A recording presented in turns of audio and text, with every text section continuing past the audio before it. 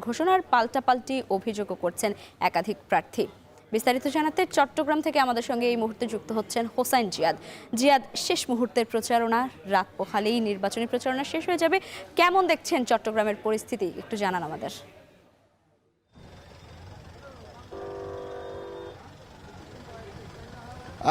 এক লাইনে যদি বলি, বেশ সরগরম অবস্থা আসলে চট্টগ্রামের 16টি সংসদীয় আসনে নির্বাচনের যে উৎসব মুখর পরিবেশ।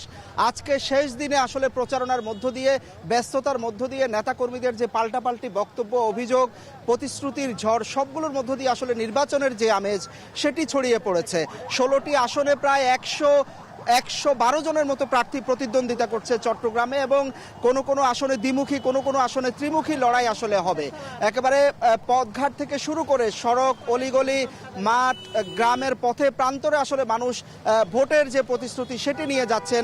যেখানে প্রার্থীরা যাচ্ছেন সেখানে বড় গণমিছিল করছেন, সংবাদ সম্মেলন করছেন, বড় ধরনের জনসভাগুলো করছেন। পাশাপাশি নেতাকর্মী এবং অনুসারী যারা রয়েছে তারাও কিন্তু অলিগলিতে নেতার যে প্রতিশ্রুতি, দলের যে প্রতিশ্রুতি, সেই প্রতিশ্রুতিগুলো নিয়ে ভোটারদের মন জয়ের এক ধরনের চেষ্টা করছেন।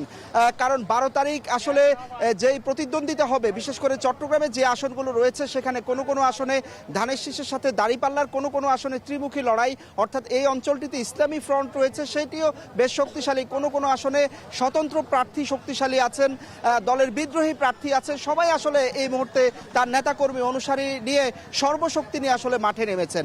বিশেষ করে চট্টগ্রামের যে সমস্যা, চট্টগ্রাম কক্সবাজার মহাসড়ক কিংবা ঢাকা চট্টগ্রাম মহাসড়ক বর্ধিতকরণ, গ্রামগঞ্জের যে সড়কগুলো দাবি উঠেছে, যেই সড়কগুলো ভাঙা সেগুলো সংস্কার করা, প্রত্যন্ত অঞ্চল উপজেলাগুলোতে চিকিৎসা সেবার মান উন্নয়ন করা এবং দুর্নীতির বিরুদ্ধে, চাঁদাবাজদের বিরুদ্ধে, বিশেষ করে চট্টগ্রামকে কর্ণফুলী নদী এবং অন্যান্য নদীকে ঘিরে যে বালি সিন্ডিকেট রয়েছে তার বিরুদ্ধে আসলে এখানকার মানুষ ঐক্যবদ্ধ হয়েছেন, নেতাদের কাছে প্রতিশ্রুতি চাচ্ছেন।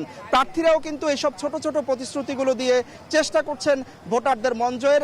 একই সাথে বিভিন্ন উপজেলায় আমরা দেখেছি আজকে বড় বড় জনসভা হয়েছে, বিশেষ করে রাউজানের হুমাম কাদের চৌধুরী, রাঙ্গুনিয়ায় গিয়াস কাদের চৌধুরী, শহরে আবু সুফিয়ান এবং বাঁশখালীতে আমরা দেখেছি মিশকাতুল ইসলাম, তারা বড় বড় সভাগুলো করে মানুষের কাছে গিয়েছেন, প্রতিশ্রুতি দিয়েছেন। তো এর মাধ্যমে আসলে ভোটের যে আমেজ, আর কয়েকদিনের 2 দিনের অপেক্ষা, এরপরে আসলে তারা তাদের প্রতিশ্রুতিগুলোর যে বাস্তবায়ন সেটি হয়তো করতে শুরু করবেন।